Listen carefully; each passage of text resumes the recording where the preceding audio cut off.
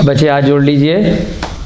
जय बोली महावीर भगवान की, जय बोली अनंता अनंत सिद्ध परमेष्ठी भगवानों की, जय बोली आचार्य भगवान श्री शुभ चंद्र जी महाराज की, जय बोली श्री पांडव पुराण ग्रंथ की, जय बोली महाभारत के प्रसंग की, जय बोलिए युधिष्ठिर भीम अर्जुन इत्यादि सभी मोक्षगामी केवली भगवानों की, जय बोलिए इस ग्रंथ के अनुवाद करता पंडित नंदलाल जी जैन विशारद जी की, इस युग के प्रथमाचार्य श्री चारित्र चक्रवर्ती आचार्य भगवान श्री शांति सागर जी महान मुनिराज की, आचार्य भगवान श्री विमल सागर जी महाराज की,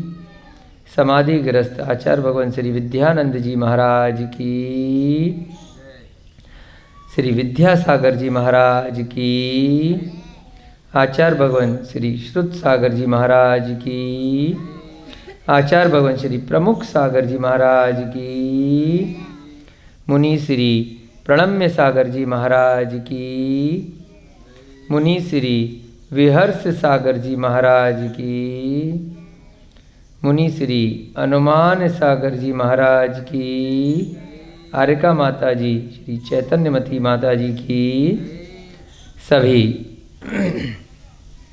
ज्ञानदानम गुरुकुल के संस्थानम अभेदानम के छात्र छात्रागण, अध्यापकगण, अन्य आगंतुक अतिथिगण और अन्य सभी बंधुजन, सभी का हार्दिक अभिनंदन, सभी को सादर जय जिनेन्द्र, जयदू जड़ंदो। बंधुओं, हम सभी लोग प्रतिदिन की भांति एक बार पुनः अपने पुण्य कर्म के उदय से यहाँ प्रातःकालीन वेला में श्रीमद् भट्टारक आचार्य शुभ चंद्र महाराज द्वारा रचित श्री पांडव पुराण नामक इस ग्रंथ का स्वाध्याय करने के लिए उपस्थित हुए हैं।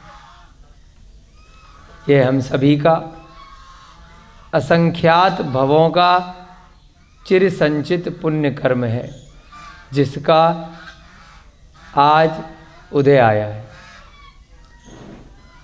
वरना इस प्रकार के निमित्त सभी को प्राप्त नहीं हो पाते। कोई वस्तु जब बहुत आसानी से सुलभ हो जाती है, प्राप्त हो जाती है, तो अक्सर उसकी कीमत हमें नहीं पता होती। मुफ्त में मिल जाती है ना कोई चीज़,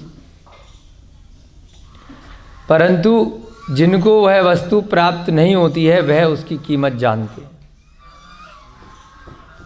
हमें ये निमित्त मिला है इस जिनवाणी का श्रवण करने के लिए, तो यह अकस्मात नहीं हो गया है।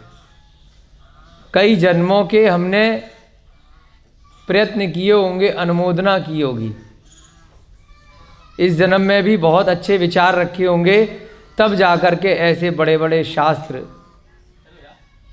ऐसे सत्य ग्रंथ सुनने का, पढ़ने का सौभाग्य प्राप्त हो पाता है।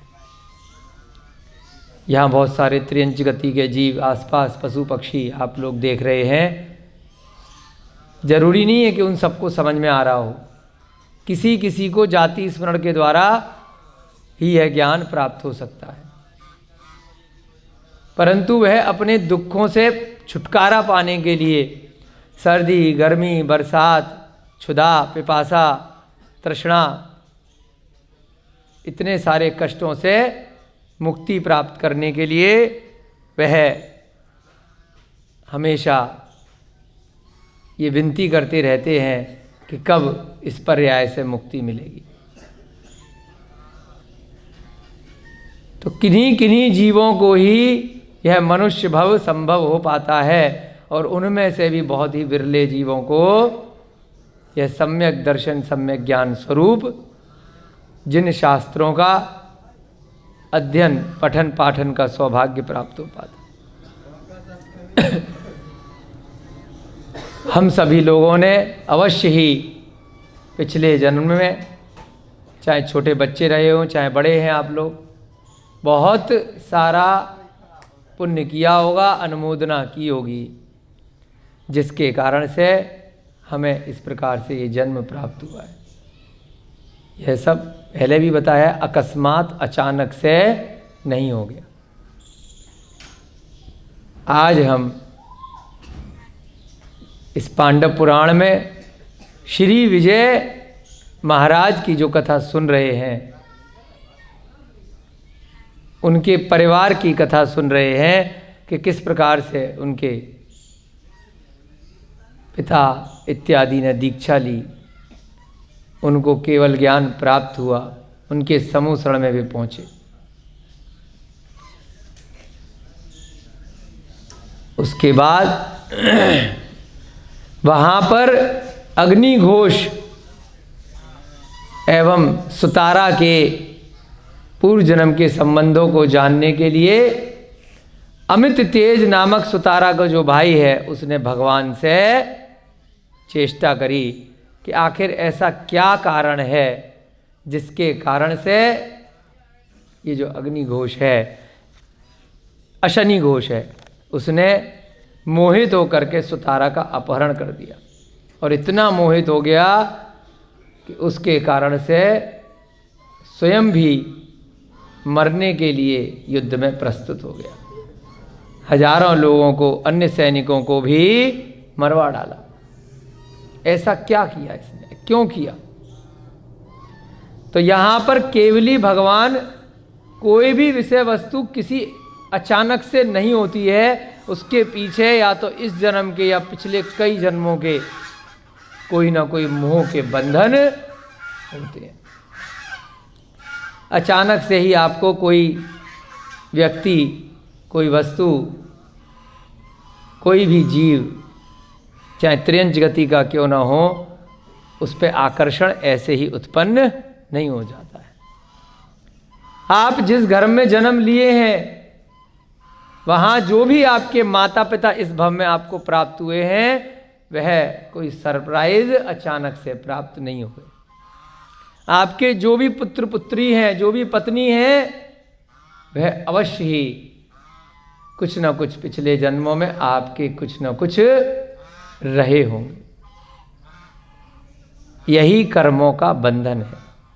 आत्मा में यही राग द्वेष के बंधन है, जिन कारण से भले ही शरीर परिवर्तित हो जाता है, उसके बाद भी आप उन्हीं जीवों से आकर के किसी न किसी कारण से पुनः आकर के मिल जाते।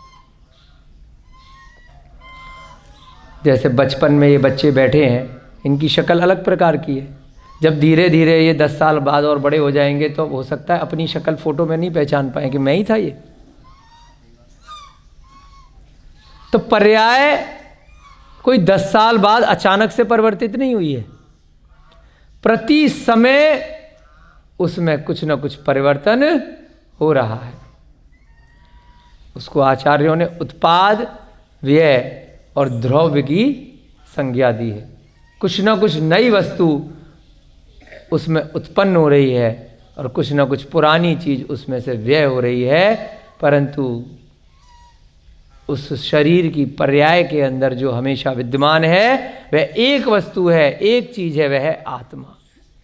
वह हमेशा उस बच्चे की पर्याय में भी वही थी और बूढ़े की पर्याय में भी वही है। बदल क्या गया है? शरीर बदल गया है। हर सेकंड बदल रहा है, और हर सेकंड भी नहीं, सेकंड का भी असंख्यात्मा भाग, जिसको एक समय कहा गया, प्रति समय परिणमन हो रहा है इस पर्याय में, बचपन से लेके बुढ़ापे तक। और जैसे ही बुढ़ापा होता है, वहाँ पर फिर एक स्टेज आता है जहाँ पर अब उसे ज़्यादा मेमोरी नहीं रहती है। आसपास के लोग भी जो देख रहे हैं, वह भी कितनी पर्याय आपकी जानते हैं, आपकी बचपन से लेके बूढ़े तक की। आत्मा वही रहती है, बुढ़ापे के बाद एक झटके में पर्याय फिर बदल जाती है। वह हर समय पहले भी बदल रही थी बचपन से लेकर के, और अंत तक भी बदल रही थी, परंतु धीरे धीरे बढ़ रही थी, तो हमें पता नहीं चल रहा था। फिर अचानक से एक स्टेज पर देहांत हो जाता है। उसके बाद भी पर्याय जो पहले भी उसी पर आयु में बदल रही थी, उस गति में बदल रही थी, उसी प्रकार से बस आयु और गति बदल जाती है। आत्मा यहां से निकली और कहीं और पहुंच जाती है। अधिकतम 4 समय, यानी कि एक समय 1 सेकंड का असंख्यात्मा भाग था, तो 4 समय वो भी 1 सेकंड के अंदर ही आ गए। उसमें वह आत्मा कहीं ना कहीं दूसरे स्थान पर गारंटी से जन्म ले लेती है। 1 सेकंड कितना होता है? खट। यहां खट्ट हुए आप, खट, और वहां खट्ट होने से पहले पैदा हो गए, और इधर रोया पीटी मच रही है और उधर वो है। अपने कर्मों के अनुरूप जैसे उसने उस भव में, पिछले भव में कर्म किए, या उस पिछले भव में जो भी अच्छे बुरे कर्म किए, इधर गया और उधर पैदा हो गया। बुरे किए थे तो त्रियंच गति में या नरक गति में जाएगा, अच्छे किए थे तो दोबारा से मनुष्य गति या देव गति में चला जाएगा। 4 ही गतियां हैं संसारी जीवों की। और मनुष्य गति में यदि मोक्ष प्राप्ति का उपक्रम कर लिया, दिगंबर साधु बन गया, क्षेत्र काल भाव उचित रहा, तो उसी भव के बाद सीधे भगवान बन जाएगा, फिर दोबारा संसार में नहीं आएगा।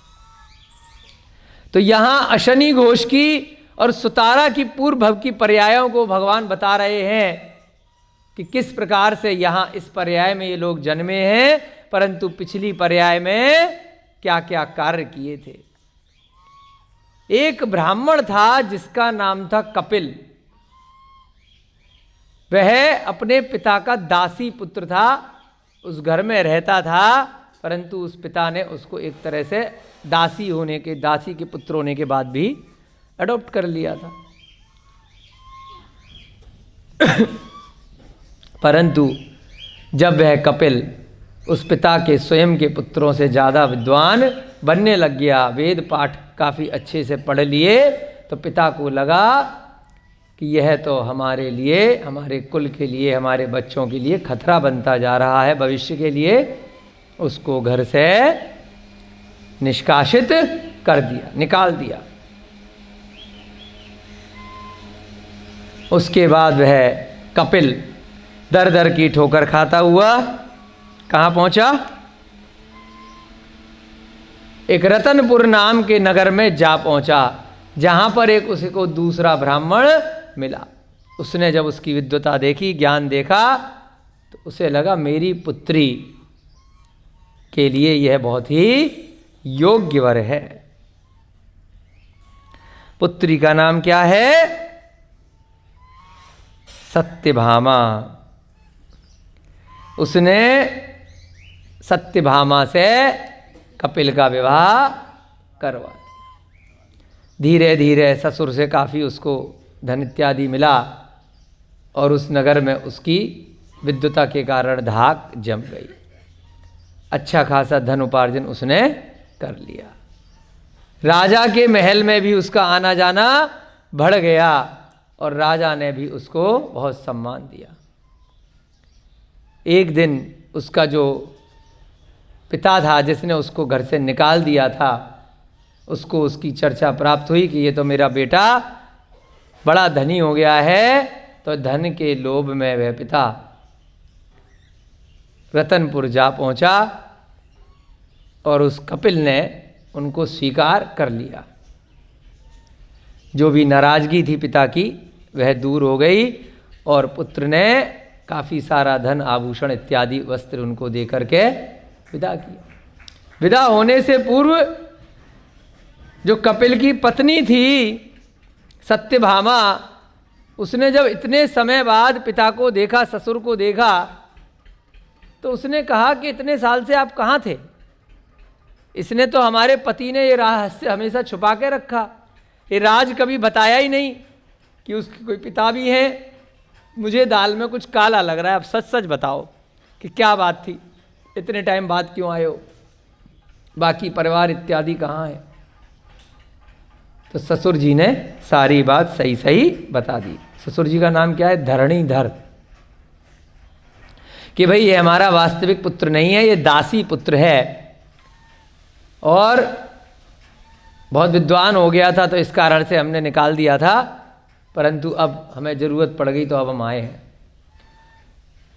सत्यभामा ने जब यह सुना तो उसे बड़ा क्रोध आया, रुष्ट हो गई कि हमें सच सच बात पहले ही आप बता देते।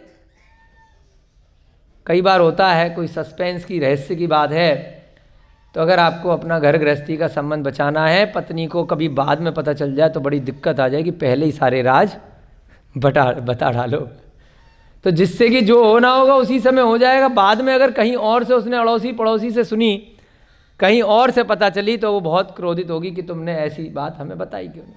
पहले से ही बता के रखोगे अपने पूर्व का जो आपका समय है।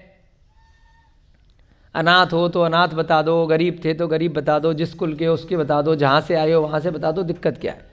कोई भी बात छिपाओगे और बाद में उसको किसी और से पता चलेगी तो स्त्री का स्वभाव होता है कि फिर वो आपको बिना बात के बात को इतना बढ़ा देगी कि फिर आप इतना परेशान हो जाओगे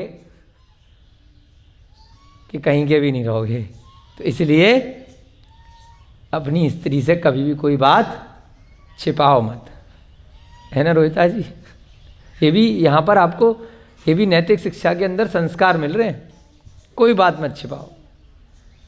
आपका कोई मित्र है,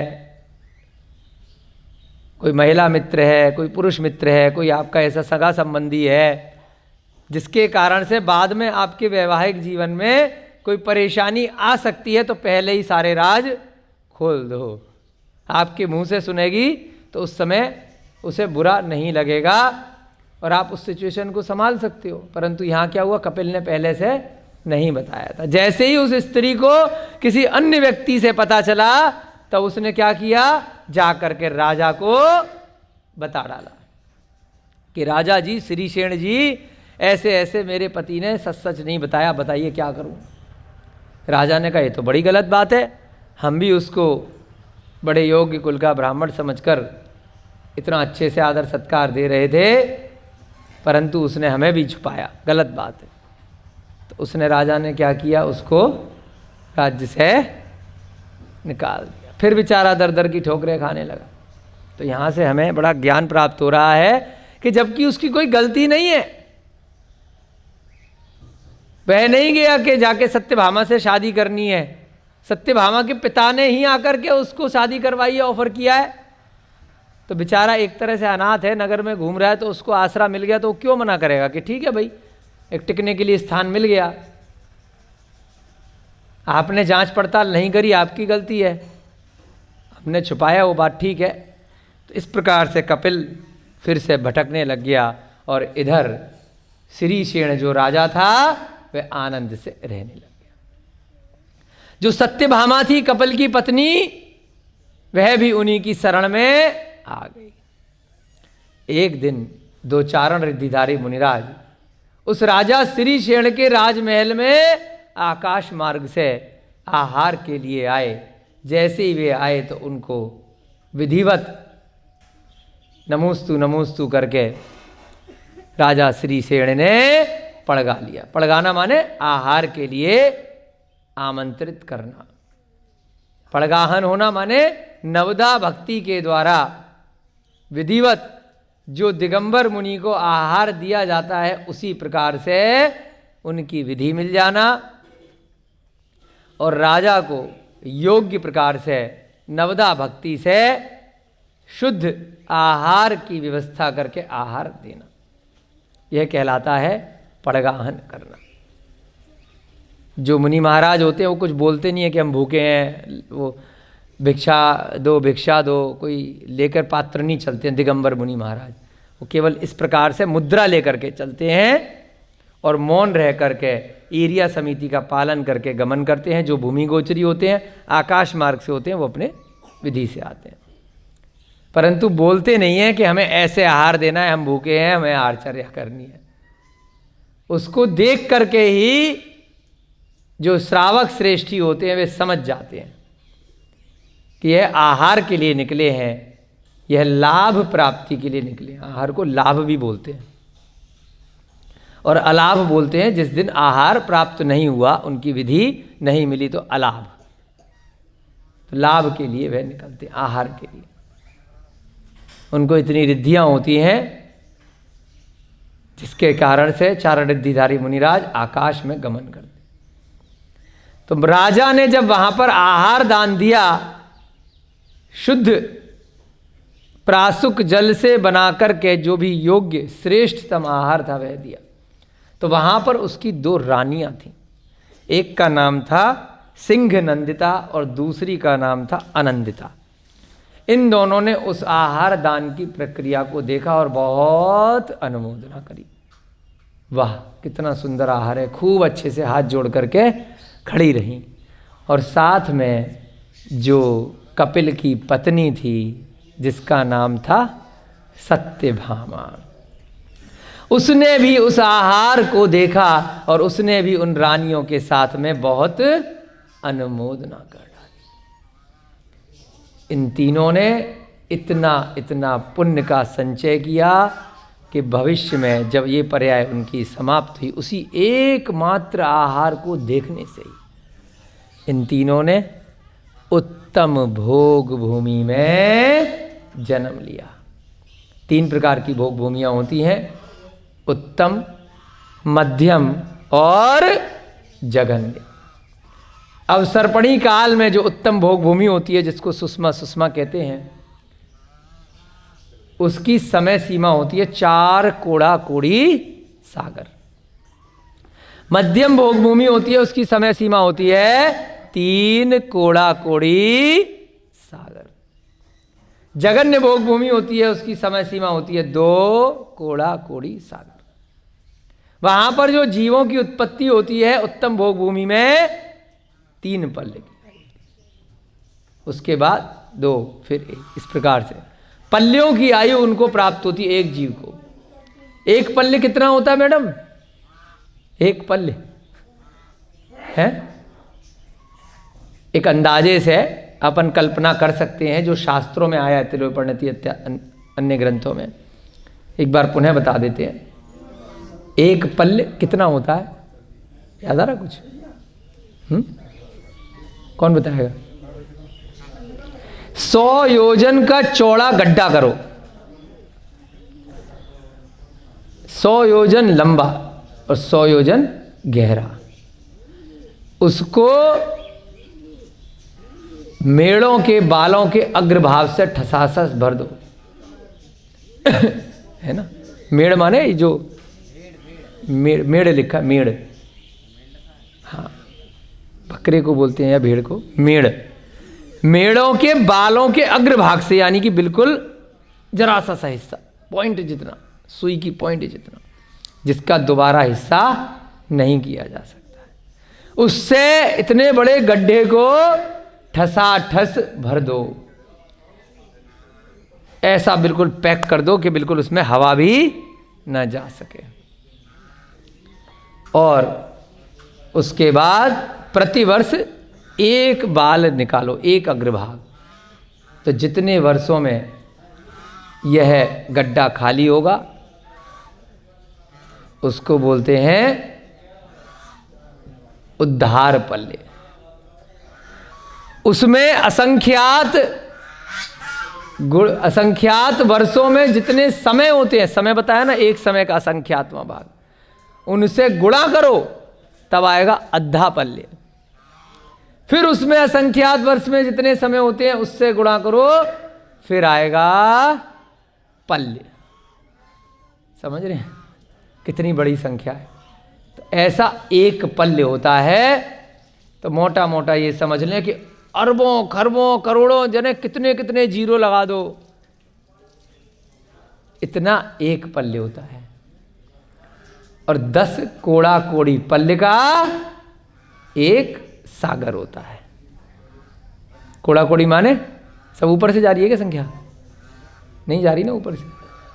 एकाग्र चित्त होकर के सुनोगे तो ऊपर से नहीं जाएगी, यहीं रहेगी, सामने ही रहेगी, नीचे ही रहेगी। 1 करोड़ गुणा 1 करोड़ 14 जीरो। उस एक पल्ले के आगे लगाएंगे तो बनता है एक सागर। तो ऐसी देवों की आयु हुआ करती है और भोग भूमि के जीवों की आयु होती है, आप मोटा मोटा मान लें, असंख्यात वर्ष के, अपनी तुलना में नहीं आने। तो इसलिए उसको कहते हैं पल्यों की आयु होती है। तो इन तीनों ने, किन तीनों ने? राजा की दोनों रानियों ने, और तीसरी कौन? जो सत्यभामा थी, जो कपिल की पत्नी थी।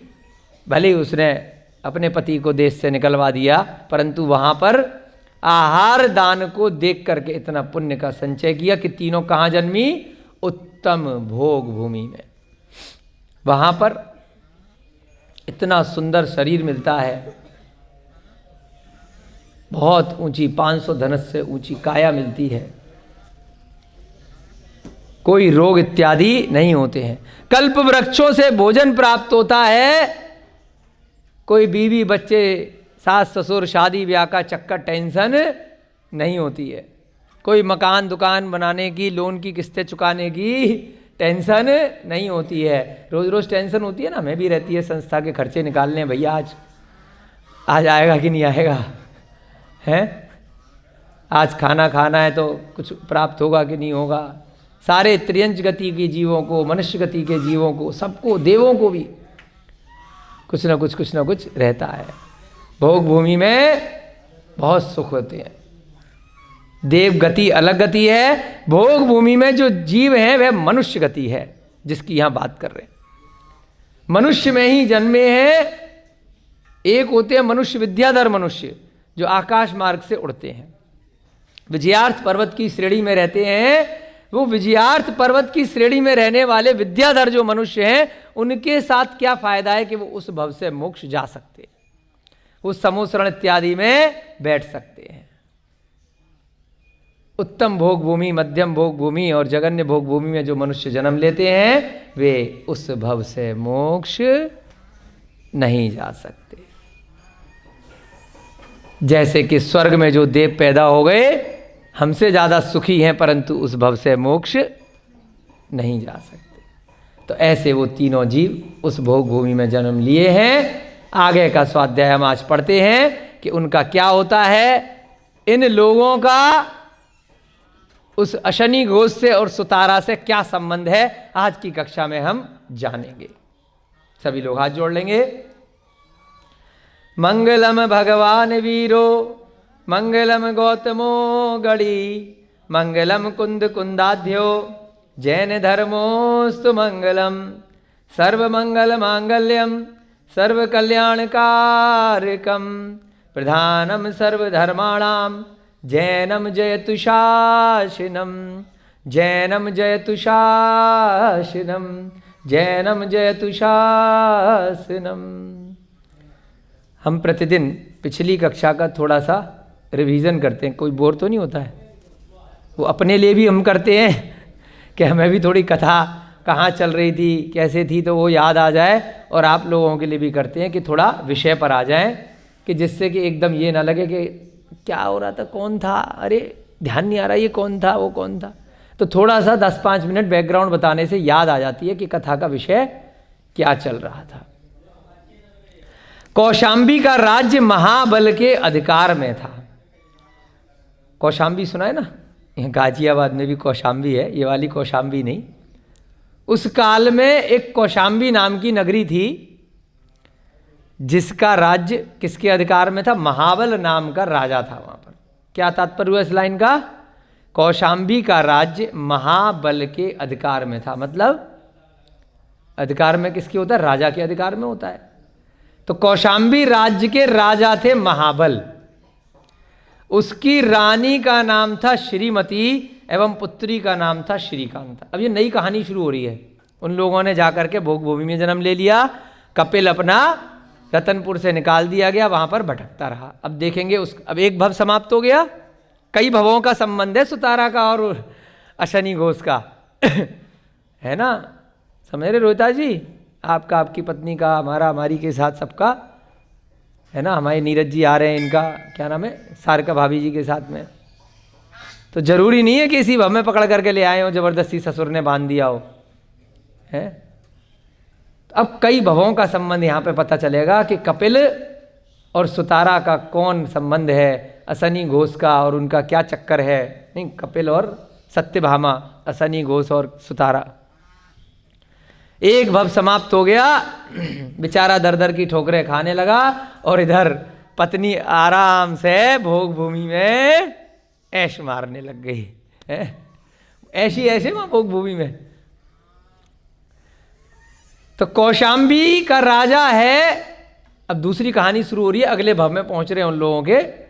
कौशाम्बी का राजा है महाबल, रानी का नाम है श्रीमती और पुत्री का नाम है श्रीकांता। थोड़ा 2-3 बार बोलेंगे तो याद हो जाएंगे। थोड़े आज के दिन तो याद करिए, पिछले वाले ठीक है, कुछ कुछ पात्र याद रहेंगे।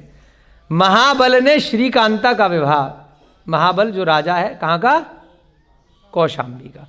पुत्री कौन है, बोलो, श्रीकांता। थोड़ा धीरे धीरे पढ़ाएंगे तो थोड़ा संबंध पता रहेंगे तो स्टोरी पता रहेगी। श्रीकांता पुत्री है, राजा है महाबल। श्रीकांता का विवाह इंद्रसेन के संग कर दिया। जो कौशाम्बी का राजा है, क्या नाम है, महाबल, पुत्री का नाम है श्रीकांता। श्रीकांता का विवाह किससे किया, इंद्रसेन से कर दिया। श्रीकांता की एक दासी थी, जो पुत्री है, अब शादी हो गई तो सब राजा महाराजाओं के पास में, रानियों के पास दासी वासी तो रहती है ना, सेविका। तो श्रीकांता की शादी हो गई इंद्रसेन से, वहां उसको दासी मिली। देव योग से वह दासी इंद्रसेन के भ्राता उपेंद्र सेन पर कामातुर हो गई। हे भगवान, यानी कि कौन लगे, श्रीकांता के देवर, पति का भाई। घर में दासी है, दासी किस पे फ्लैट हो गई है ना, रानी के देवर के साथ, यानी कि छोटे युवराज के साथ एक तरह से। समझ गए मैडम, ये सब हर काल में होता रहा है, कोई दिक्कत थोड़ी है। कोई ड्राइवर के साथ, कोई नौकर के साथ, कोई किसी के साथ चलता रहता है, क्या दिक्कत है। जिसका जिससे पूर्व जन्म का ये सब भी सब आएगा लॉजिक एकदम, कि वो ड्राइवर के साथ क्यों गई बेटी, वो उसके साथ क्यों हुआ, ये हुआ, सब कहीं ना कहीं कुछ भी अचानक से नहीं होता है। आपको रोया पीटी करने की कोई ज़रूरत नहीं है। उसका उसके साथ पिछले जन्म का था तो उसको पसंद आ गया, भैया क्या कर लोगे। कॉलेज में पसंद आ गया, उस पर फेसबुक पे पसंद आ गया, सब लिखा है, आना है, वो निमित्त कुछ बन जाएगा, आप कुछ नहीं कर पाओगे, है ना, सब धरा की धरा रह जाएगा। यहाँ देखिए क्या होता है। देव योग से उसकी जो दासी है, किसकी, श्रीकांता की दासी, इंद्रसेन का भाई है, यानी कि राजा के पुत्र का भाई है उपेंद्र सेन, उस पर मोहित हो गई, कामातुर हो गई। यह रहस्य जब इंद्रसेन को ज्ञात हुआ, यानी कि श्रीकांता का पति, उसको पता चला, अच्छा मेरा भाई राजा का भाई है, राजकुमार, और तू क्या भाई कहाँ चक्कर में पड़ रहा है, ये कोई अपना लेवल है क्या। तो क्या हुआ, वह कुपित हो गया। वो एक पिक्चर नहीं आई थी बहुत पुरानी, वो दीवार में चुनवा दिया था दिलीप कुमार की, क्या नाम था, अनार, उसमें भी ऐसी कुछ चक्कर था ना। हाँ, मुगले आज हम सब पिक्चर देखते हैं। वो भी शायद दासी की थी, क्या था वो, है, हाँ, नृत्य वाली थी। तो अब उसका बड़ा भाई जो था इंद्रसेन बहुत कुपित हुआ, कुपित माने क्रोधित हुआ, और उपेंद्र सेन के साथ ही युद्ध की तैयारी करने लगा। अब दोनों बराबर के राजा हैं, दोनों बड़े बड़े राजा के पुत्र हैं, दोनों एक तरह से राजकुमार हैं। भाई तेरी इतनी हिम्मत, हमारे कुल का नाक कटाएगा। आजकल एक शब्द चलता है ना, वो क्या बोलते हैं अंग्रेजी, ऑनर किलिंग, कि मेरी बेटी ने किसी दूसरे कुल में, जाति में, यहाँ वहाँ कैसे पसंद कर दिया, इस बेटी को भी मार डालूंगा, और जिसको पसंद कर दिया। तो इसने क्या किया, अपने भाई को ही मारने दौड़ा। कौन, इंद्रसेन। अब भाई भी, उसके पास भी बहुत सारे सेवक होंगे, उनने कहा आ जाओ भाई युद्ध लड़ेंगे। तो दोनों में उस लड़की के चक्कर में। बताओ क्या कथाएं हैं गजब की। इंद्रसेन अपने भाई उपेंद्र सेन के साथ युद्ध की तैयारी करने लग गया। ऐसे ही थोड़ी ना पांडव पुराण में महाभारत हो रही है, पिछले जन्मों में भी घर घर में होती आ रही। कौरव और पांडव भी तो भाई थे, उतना तो आपको पता ही होगा ना। तो भाइयों में महाभारत हो जाती है किसी भी कारण से घर घर में। आज की महाभारत कैसे होती है? आजा भैया प्रॉपर्टी तेरे को चाहिए, मुझे भी चाहिए, चलो कोर्ट केस, तू वकील कर, मैं एक वकील करता हूँ, मेरी प्रॉपर्टी का सारा मेरा वकील ले जाएगा, तेरी प्रॉपर्टी का तेरा वकील ले जाएगा, दोनों लोटा लेके घूमेंगे 15-20 साल तक। रोज केस के, न तेरे हाथ में कुछ आएगा न मेरे हाथ में कुछ आएगा, दोनों किसको दे आएंगे? वकील को दे आएंगे। है आजकल ऐसे युद्ध होता है कि मार तो सकते नहीं है, इतनी सारी पुलिस है, ये सब है। जो ज़्यादा होते हैं तो मार मूर देंगे, एक दूसरे का सर फोड़ देंगे, उसके बाद एक जना बंद हो जाएगा, एक जना छुड़ाता रहेगा फिर उसको केस में। हाथ में किसी के कुछ नहीं आता है घर में जब लड़ाई होती है। तो ध्यान रखिएगा, अनादिकाल से हमें इन ग्रंथों से सीखना है कि घर की लड़ाई में दोनों घर बर्बाद हो जाएंगे, दोनों के हाथ में खाली लोटे के सिवा कुछ नहीं आने का। तो इन ग्रंथों को पढ़ाते तो है नहीं अपने आजकल के युग में जो विदेशी शिक्षा है। तो इसलिए जो लड़ाइयाँ पहले भी होती आ रही थी आज भी रूप बदल गया है। तो यहाँ क्या किया? इंद्रसेन और उपेंद्र सेन में युद्ध की तैयारी हो गई। दोनों भ्राताओं में युद्ध की संभावना सुनकर श्रीशेण वहां आया और दोनों को समझाया। श्रीशेण कौन है? जो आहार दिया था। उसी समय की घटना है कि भविष्य में तो उसकी रानियां तो जाएंगी भोगभूमि, और श्रीशेण कहां जाएगा वो भी अभी हम देखते हैं। तो श्रीशेण पास का राजा था, उसी के नगर के आसपास की घटना होगी। उसे जैसे ही पता चला कि मेरे नगर के भैया ये दो लोग भयंकर तरीके से राजकुमार लड़ रहे हैं और सारी जनता बेफिजूल में एक लड़की के चक्कर में पब्लिक मारी जाएगी। सैनिक, बहुत बार पहले भी आपको बताया, सैनिकों को बेचारों को पता ही नहीं होता है कि क्यों युद्ध हो रहा है। उनके दो लोगों की घर की लड़ाई है और सेना को धगा पेल, आओ बम फोड़ो। हिंदुस्तान पाकिस्तान में भी यही हुआ था, जो बंटवारा हुआ था। दो लोगों की लड़ाई थी, एक जिन्ना की और एक नेहरू की, कि तुझे भी राजा बनना है, मुझे भी राजा बनना है, चल तू आधे हिस्से का राजा तू बन जा, आधे हिस्से का मैं बन जाऊंगा। आज तक 70-80 साल हो गए और दोनों देश लड़े मरे जा रहे, दो लोगों की ईगो में भैया। दोनों वो भी मर गए, लाखों पब्लिक तब भी मरवा दी, आज भी चल रहा, कभी खत्म ही नहीं हो रहा। मिल बांट करके भाई राज्य ले लेते आपस में, पब्लिक को मरवाने की क्या जरूरत थी। लेकिन नहीं, ऐसी अनादिकाल से चला आ रहा है भूमि का बंटवारा। यहाँ पर भी हम सुनपुरा में देखते हैं, ये भी इतने 10-10, 20-20 एकड़ खेत छोड़ के चले जाते हैं, फिर भाई लोग लड़ते रहते हैं, बच्चे उनके, फिर बच्चों के बच्चे लड़ते रहते हैं। बहुत कम परिवार हैं जिनमें एका रहता है, ज़्यादा प्रॉपर्टी के चक्कर में। गाँवों में भी चल रहा है ये जमीनों का हिस्सा बंटवारा, आपस में कोर्ट कचहरी पुलिस ये वो। कल भी आया था ना, ये धन ही, क्या सूत्र था? सत्य में यह धन ही समस्त अनर्थों की जड़ है। जब तक नहीं है, जब तक कोई दिक्कत नहीं है। तो श्रीशेण उनको समझाने के लिए पहुंचा, परंतु वे दोनों नहीं माने। तो क्या हुआ है? श्रीशेण के इतना बड़ा राजा जब उसकी बात नहीं मानी तो क्या हो गया? कमाल है। आदमी की ईगो कितनी खतरनाक होती है कि मेरी बात नहीं मानी, मैं बात कर रहा हूं, मैं समझा रहा हूं और मेरे से जवाब दे रहे हो, मेरी बात नहीं मान रहे हो, इतने जिद्दी हो गए हो। तो बड़ा ही अजीबोगरीब प्रकरण यहाँ पर आ रहा है, जो समझ में नहीं आ रहा हमारे भी, ऐसा कैसे हो गया। इस कारण से, इतनी सी बात से कि पत्नी ने मेरी बात नहीं मानी, मेरे बेटे ने मेरी बात नहीं मानी, तो क्या करा है? कोई बोला पीछे से? हाँ, नीरज जी अंतर्यामी हो गए, तालियां बजाओ जरा, ध्यान से सुन रहे हैं? क्या आदमी कैसी मत बुद्धि हो जाती है। ये मेरी बात नहीं मानी मेरे पति लड़ा लड़ा के सुबह ऑफिस चला गया, और पत्नी ने क्या किया पीछे पंखे से।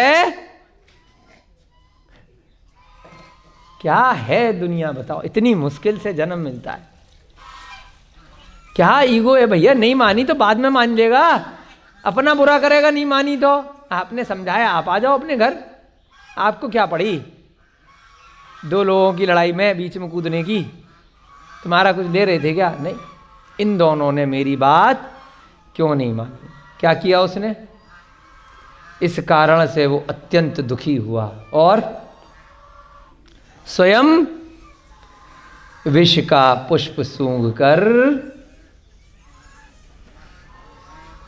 आत्महत्या कर ली। किन्ने कर ली?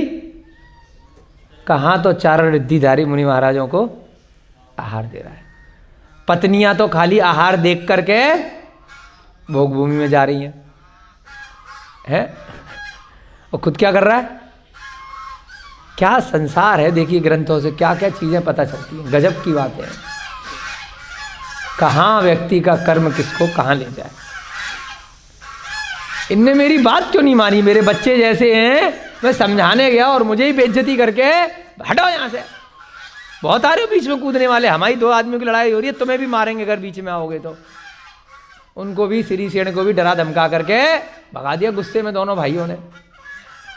इस उससे गुस्सा होकर के विष का पुष्प, जहरीला फूल, उनको पता होगा कि जहरीला फूल है, सूंघ लिया और आत्महत्या।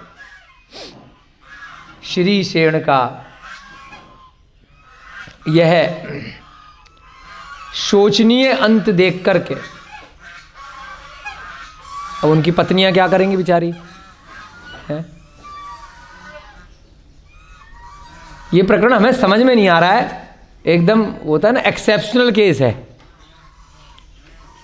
हमारे भी अब तक के जितना स्वाध्याय किया है उसके परे है कि कोई व्यक्ति इतना धार्मिक होने के बाद आत्महत्या क्षणिक भावों से कैसे कर सकता है।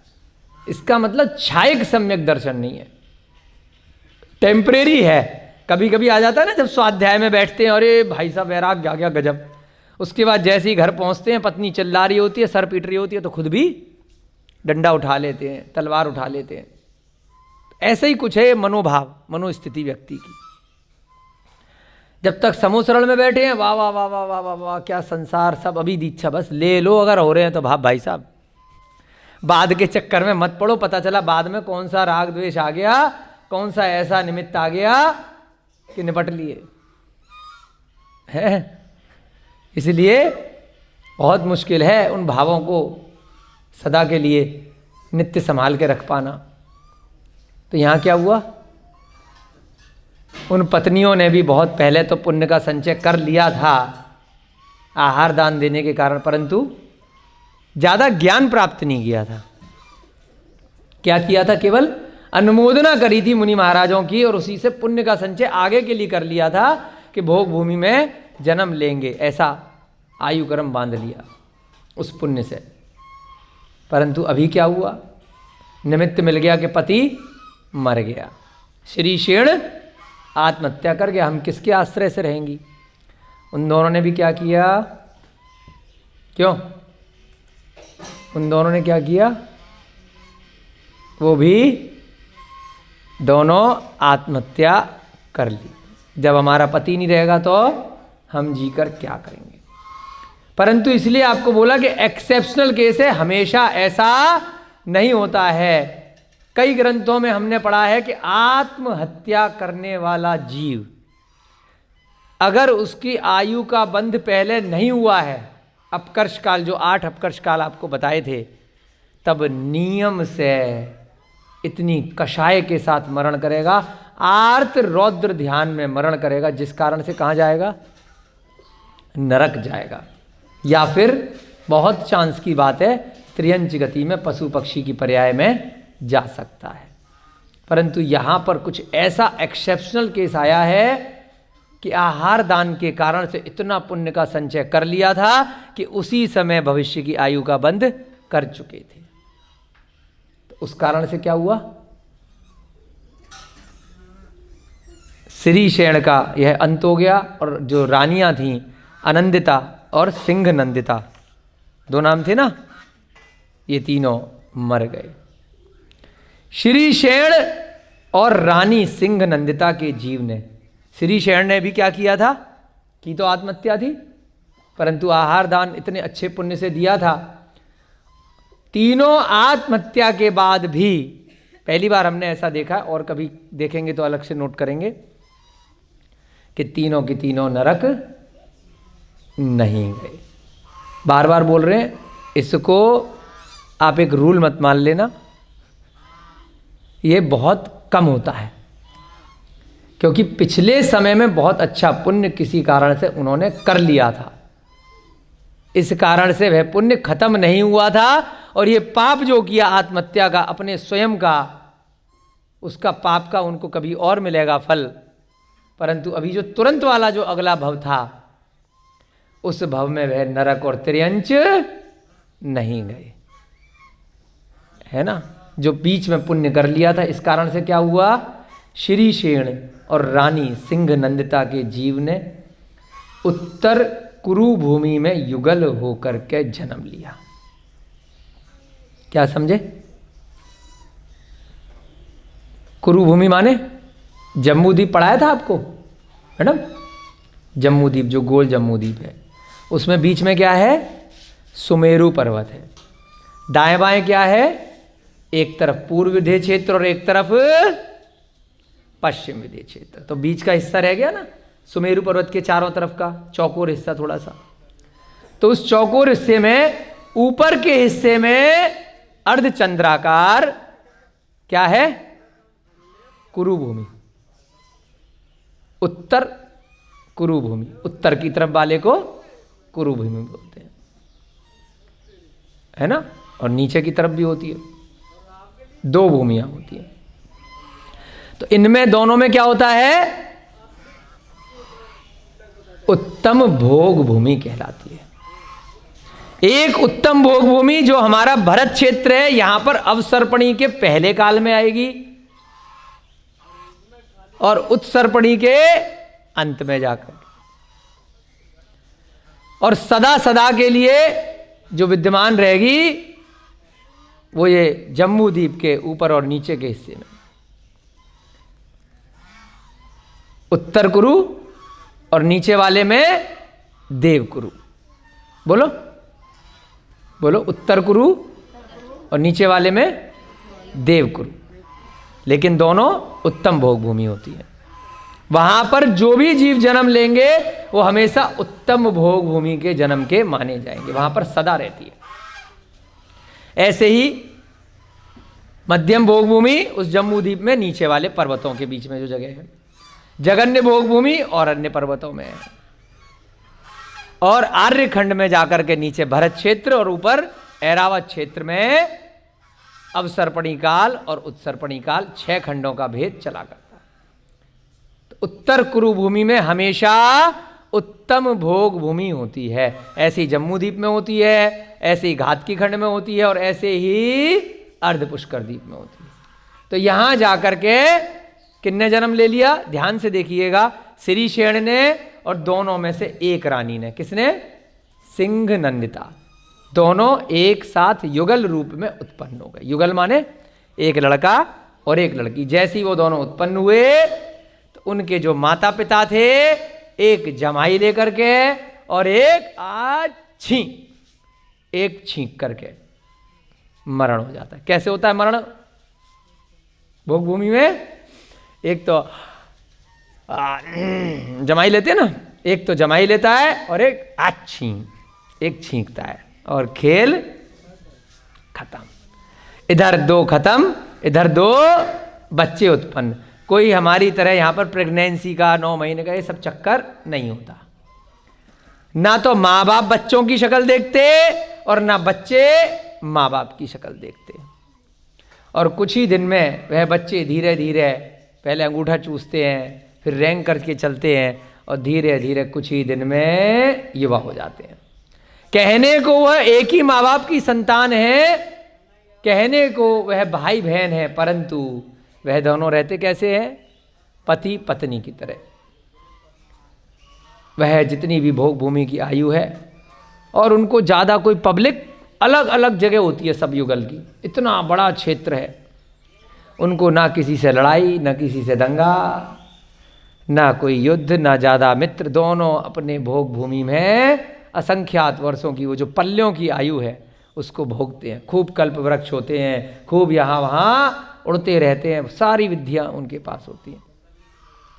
तो इस प्रकार से एक रानी, राजा की दो रानियां थी, एक अनंदिता और एक सिंह नंदिता, एक रानी और एक राजा श्रीसेन, ये दोनों उस आहार दान के पुण्य के कारण से भोग भूमि में जन्म ले लिए। आत्महत्या की थी, पाप का सृजन किया था, उसका कभी भविष्य में देखेंगे क्या है। तो इससे आप ये मत समझना कि आत्महत्या के बाद भी जीव अच्छी गति में चला जाता है, कदापि नहीं जाता। बहुत रेयर ऑफ रेयरेस्ट केस ऐसा होता है जब अच्छी गति उसको मिल गई। दूसरा, दो और थी ना, चार लोग थे, एक श्रीसेन थे और एक अनंदिता थी, एक सिंह नंदिता थी, और एक और लड़की वहां पे आहार देख रही थी। कौन देख रही थी? कपिल की सत्यभामा। तीन लड़कियां थी और एक लड़का था। क्या कहा? श्रीसेन और सिंह नंदिता, लड़का वाला लड़के में बन गया, लड़की वाली लड़की में युगल में पैदा हो गई, लड़की में। और यहां पर दो लड़कियां जो बची, एक कौन बची? अनंदिता और सत्यभामा। अब ये दोनों लड़कियां हैं, इन दोनों ने भी वहीं पर युगल में जन्म लिया। तो युगल में दो लड़कियां कैसे आ जाएंगी भाई? हैं? देखिएगा किस्मत का खेल। अनंदिता का जो जीव था, जो रानी थी, दूसरी रानी, उसने कुछ ऐसा बिना दीक्षा के भी, ये भी एक्सेप्शनल हो रहा है बिल्कुल, बिना दीक्षा के भी वो घर में रह करके जब उसने कभी आहार ऐसा देखा होगा तो हो सकता है ऐसे कार्य कर लिए, ऐसे कार्य कर लिए कि बहुत तप इत्यादि कर लिया होगा। वो तो पति मर गया इसलिए क्षणिक उसको राग द्वेष के कारण से उसने उस समय आत्महत्या कर ली। परंतु अनंदिता ने क्या किया? स्त्रीलिंग का छेदन कर लिया, यानी कि अब वो पुरुष बन गई। ऐसा नहीं है कि जो स्त्री है वो हमेशा स्त्री रहेगी। अधिकतर केस में, जैसे पहले कई ग्रंथों में आया है, स्त्रीलिंग का छेदन करना है तो आर्य का दीक्षा लेकर के ही अगले भूमि में आप पुरुष बन सकते हैं। परंतु यदि आपने घर में रहकर ही अणुव्रतों को धारण कर लिया, बहुत सारा आपने व्रत उपवास इत्यादि कर लिए, तो एक्सेप्शनल केस में बिना आर्य का बने भी अगले भाव में आप पुरुष बन सकते हैं। कितना सारा कष्ट होता है स्त्रियों को, है ना? हर महीने मंदिर नहीं जा पाते, दिक्कत आती है, और बहुत सारी रोक टोक रहती हैं, बहुत कष्ट रहता है, मोह बहुत ज़्यादा रहता है ना? और जो भी शरीर इत्यादि की सामर्थ्य है वो थोड़ी पुरुष की तुलना में कमजोर रहती है। इस कारण से स्त्री पर्याय से मोक्ष नहीं जा सकती, वो दिगंबर नहीं बन सकती, क्योंकि बहुत सारा उनके अंदर लज्जा इत्यादि रहती है, तो दिगंबर का रूप धारण नहीं कर सकते, पुरुष कर सकता है। तो इसलिए मोक्ष प्राप्ति के लिए पुरुष बनना ही पड़ेगा एक न एक बार, और उसके बाद एक बार पुरुष बन गए तो बहुत जल्दी स्त्री की पर्याय प्राप्त नहीं होती है। और स्त्री की पर्याय से निकलना भी बहुत आसान नहीं होता है। आपको करना क्या होगा? मायाचारी बिल्कुल जड़ से खत्म करनी पड़ेगी। दूसरा, स्त्री होकर के भी पुरुष जैसा निडर बनना पड़ेगा, शक्तिशाली बनना पड़ेगा भावों के माध्यम से, और व्रत उपवास इत्यादि ऐसे करने पड़ेंगे कि वह स्त्री की जो पर्याय है उसका छेदन करके पुरुष की पर्याय में पहुंच सकते हो। तो यहाँ पर कौन पहुंचा है? संकल्प भैया जी, एक रानी तो वापस स्त्री की पर्याय में पहुंच गई और दूसरी रानी जो थी अनंदिता, वो कहां पहुंच गई? अनंदिता ने स्त्रीलिंग का छेदन करके पुरुष बन गई और सत्यभामा उसकी पत्नी बन गई। ऐसा भी होता है कि अगर आप पुरुष बन गए, पहले आप पत्नी थे, पता चला आप पति बन गए, और जो आपका पति था उसने कुछ गड़बड़ काम कर दिए, वो आपकी पत्नी बन गया। कुछ भी हो सकता है। आज के समय में तो वो आजकल ऑपरेशन भी करा रहे हैं पति पत्नी कि बहुत दिन तू मेरा पति रह लिया, मैं तेरी पत्नी रह लिए, चलो आओ 10-20 लाख रुपए डॉक्टरों को देंगे और क्या बोलते हैं वो, ट्रांसप्लांट है ना, जेंडर चेंज है ना, गोलियां खा खा करके फिर वैसे कपड़े पहन पहन करके नौटंकी चलती है। बहुत सारी जगह चल रहा है और कई जेंडर चेंज करा करा करके तो सेलिब्रिटी बन गए, टीवी पे आते हैं, बड़े हॉट सीट पर आकर के बैठते हैं कि हम जेंडर चेंज करके आए। कई सारे बन चुके हैं, नाम हमें नहीं पता, लेकिन सुनते सब रहते हैं। तो ये छेड़छाड़ की जा रही है, गलत है ना। शॉर्टकट क्यों मारो? इतनी मुश्किल से पुरुष पर्याय मिली है, क्यों जबरदस्ती स्त्री पर्याय में ऑपरेशन करा करके जा रहे हो? पहले तो बड़ा मजा आता है, फिर बाद में जो उनको कष्ट पता चलते हैं ना, पहले तो दिखने में अच्छी लग रही है ना, स्त्री सुंदर लग रही है, चलो हम भी सुंदर हो जाएंगे, हमारे ऊपर भी लोग मोहित होंगे, खूब उंगलियों पे नचाएंगे, खूब मजा आएगा। जब वो स्त्री बन जाते हैं ना, तब उन्हें पता चलता है कि कितना दुख है, कितना कष्ट है, कैसे कैसे इस दुनिया में लोगों से बचना है, उनकी नज़रों से बचना है, अपने को बचाना है, कितने दुख हैं। तो तब जा कर के उनको पता चलता है, फिर सर पकड़ते हैं कि यार काहे चक्कर में पड़े, इससे अच्छा तो वैसे ही ठीक थे। तो यहां पर उनके पुण्य कर्म से ऑटोमेटिकली चेंज हो गई। कौन? अनंदिता तो स्त्री पर्याय से निकल करके कहां पहुंच गई? पुरुष पर्याय में पहुंच गई। और सत्यभामा स्त्री की स्त्री रही तो वह अनंदिता की पत्नी बन गई। पुरुष पर्याय में यहां पर जो हम भूमि गोचर में रह रहे हैं, यहां पर एक राजा की या विद्याधरों में भी कई रानियां हो सकती हैं। भोग भूमि में एक के साथ एक ही नियम है, युगल होते हैं, वहां पर एक की कई रानियां नहीं चलती। समझे? तो अनंदिता की रानी कौन बन गई? पत्नी कौन बन गई? सत्यभामा। उनकी आयु 3 पल्ल की थी। अब ये चारों की चारों कहां पहुंच गए? भोग भूमि में पहुंच गए। और आयु कितनी है? 3 पल्ल। अभी आपको बताया था ना पल्ल कितना होता है? समझ में आ गया था ना? गड्ढा भरना है और ये सब कल्पना के हिसाब से कैलकुलेशन आचार्यों ने दी है। हमारी समझ से असंख्यात वर्ष है 1 पल्ल, और ये तो 3 पल्ल की आयु है तीनों की। वे सब बड़े आनंद से अपना जीवन व्यतीत करने लगे। अपने अपनी जगह पर ये चारों लोग वहां से आयु पूर्ण करके पुण्य के प्रभाव से वे सभी, अच्छा ये भी होता है, भोग भूमि में जो एक बार चला गया वो मरण करके फिर नरक इत्यादि में नहीं जाएगा। कहां जाएगा? नियम से भोग भूमि से मरण करके कहां जाएगा? और ऊपर जाएगा, देवगति में जाता है। इतना पुण्य कर लिया उस भोग भूमि में रह करके भी कि वहां से निकल करके कहां पहुंचे वो सब? देवगति में, पुण्य के प्रभाव से। श्री शेण का जीव सौधर्म स्वर्ग में गया। श्री शेण कहां गया? कई भवों की कथा चल रही है उनकी मैडम। अब श्री शेण वगैरह ये भोग भूमि से निकल करके भोग भूमि में जो एक बार पहुंच गया वो आगे देवगति में जाएगा। कहां पहुंचा श्री शेण? सौधर्म स्वर्ग। सौधर्म स्वर्ग कौन सा है? 16 स्वर्गों में जो पहला युगल है सौधर्म, और नीचे उसके साथ में ईशान। सौधर्म इंद्र बोलते हैं ना, तो वहां पहुंचा। कहां पहुंचा? सौधर्म स्वर्ग में। कौन? श्री शेण। और सिंह नंदिता जो उसकी मनुष्य गति में भी पत्नी थी, फिर भोग भूमि में पत्नी बनी, और अब फिर से उसकी देव की देवी का पद प्राप्त किया। कई भवों के संबंध है नीरज भैया, सारे का भाभी से है, समझ लेना, ऐसे ही नहीं है। तो सिंह नंदिता कौन बन गई? उसकी देवी बन गई, स्वर्ग में भी पीछे पीछे पहुंच गई। उसके बाद क्या हुआ? अनंदिता का जो जीव था, अनंदिता कौन है? जो मनुष्य पर्याय में श्री शेण की पत्नी थी, भोग भूमि में सत्यभामा का पति है। अनंदिता का जीव भी विमल प्रभ नामक विमान में भवदेव नामक देव एवं सत्यभामा का जीव उसी विमान में शुक्ल प्रभा नाम की देवी बन गया।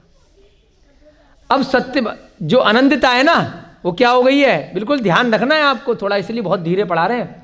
आनंदिता पहले तो श्री शेण की पत्नी थी, रानी थी, अब वह भोग भूमि में लड़का बन गई है। उसके बाद वह विमल प्रभ नामक विमान में देव बन गई।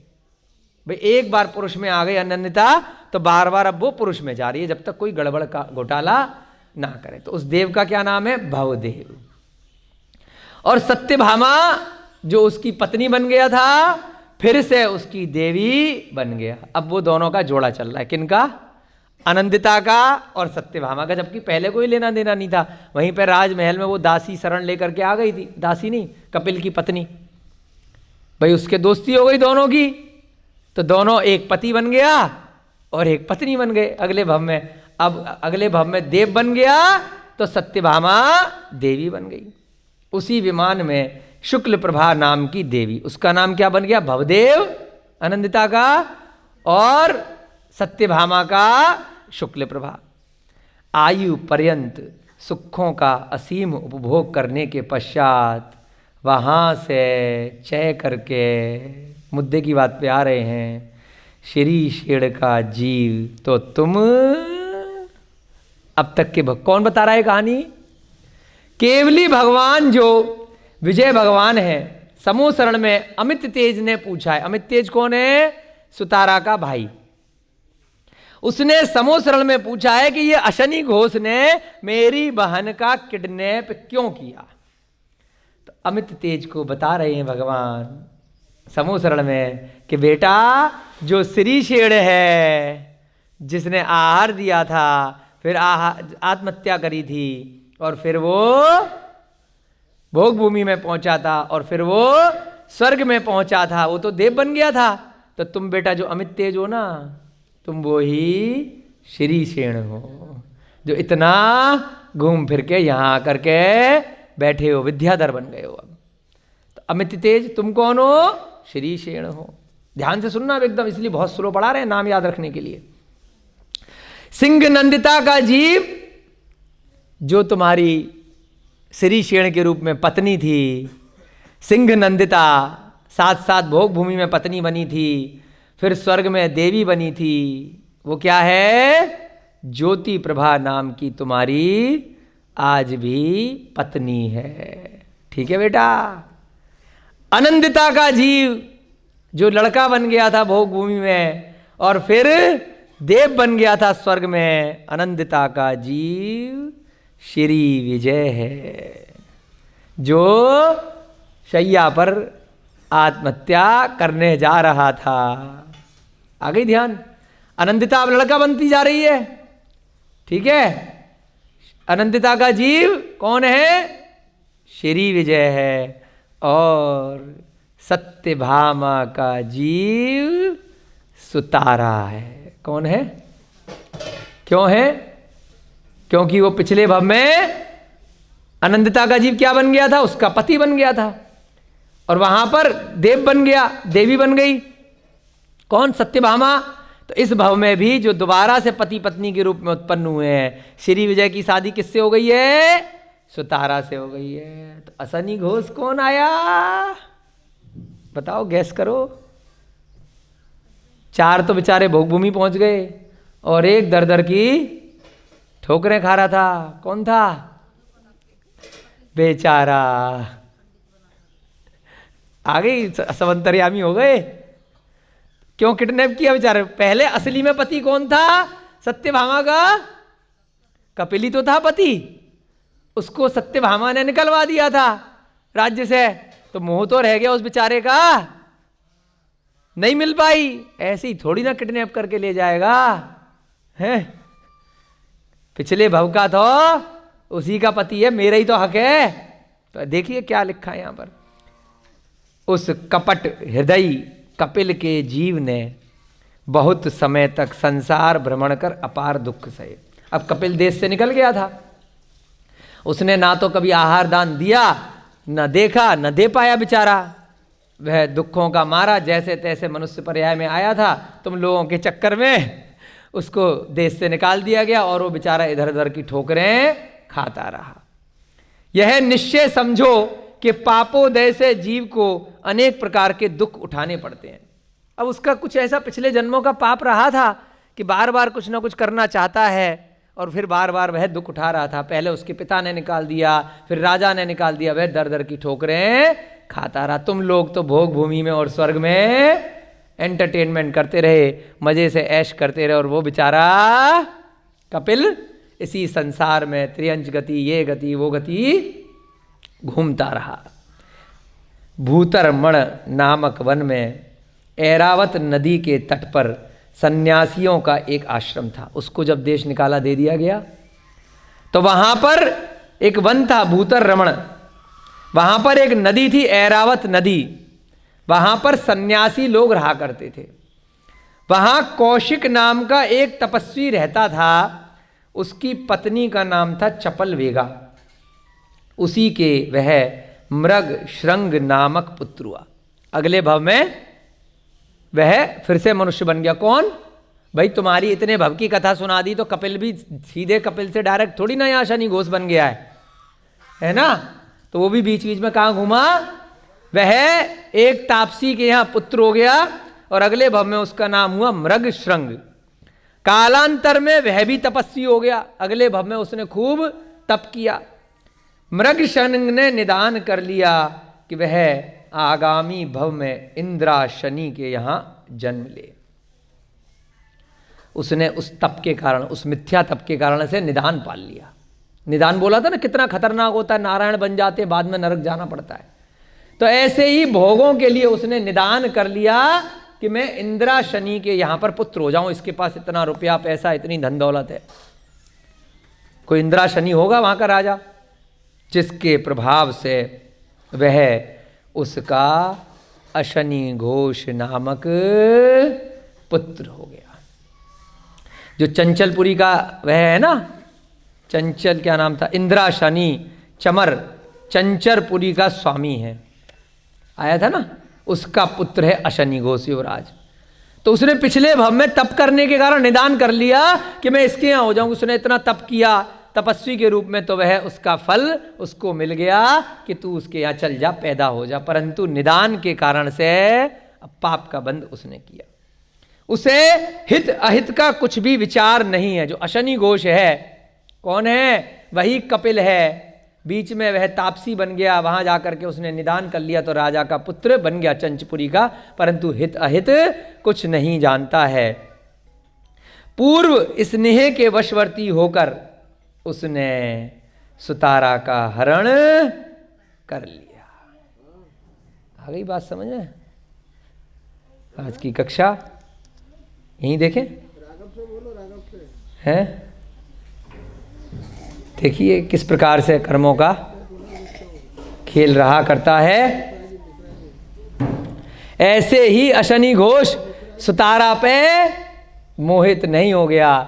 पिछले भव में उसी की पत्नी थी सत्यभामा, अगले भव में किसी और की पत्नी हो गई, उसके अगले भव में किसी और की देवी हो गई, उसके अगले भव में फिर वो 3 भव से चल रहा है। अनंतता का जीव श्री विजय बन गया है। 3 भव से वे लोग पति पत्नी साथ में बन रहे हैं, है ना? युगल में भोग भूमि में बने, फिर स्वर्ग में बने और अब फिर से श्री विजय के रूप में बन गए।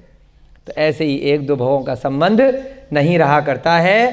तो अब यहाँ पर चैन आपको समझ में आ चुकी होगी कि जैसे इन लोगों की कथा है वैसे ही हम सब की भी कोई ना कोई ऐसी कथा है। हमारे सामने केवली भगवान साक्षात में नहीं है, परंतु इस जिनवाणी के रसास्वादन से हम लोग अपने मन में विचार कर सकते हैं कि हम किस घर में जन्मे हैं। कोई हमारा बुरा कर रहा है, कोई अच्छा कर रहा है, तो वो किसी कारण से है।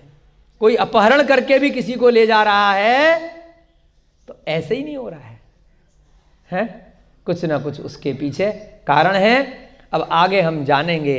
उस समोसरण में बैठे हैं सारे की सारे इस भव तक की कथा भगवान के मुख से, साक्षात केवली भगवान के मुख से सभी लोगों ने जान ली है। और अब आगे का पूछेंगे, अब आगे का देखा जाएगा कल के स्वाध्याय में कि बाकी के लोग, अब अशनि घोष भी वहाँ बैठा है, वह सुतारा भी बैठी है, अशनि घोष की माँ भी है, पूरा परिवार, अमित तेज भी बैठा है, श्री विजय उसके भाई सारे बैठे हैं। अब भगवान के समूह शरण में उनका भविष्य क्या होता है ये भी हम कल के स्वाध्याय में जानेंगे।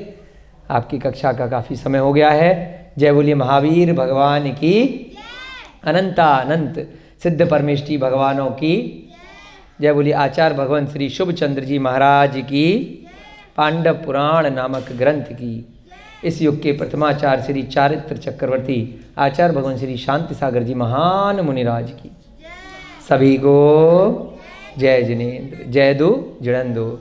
अब बच्चे लोग आएंगे और जिनवाणी की स्तुति करेंगे।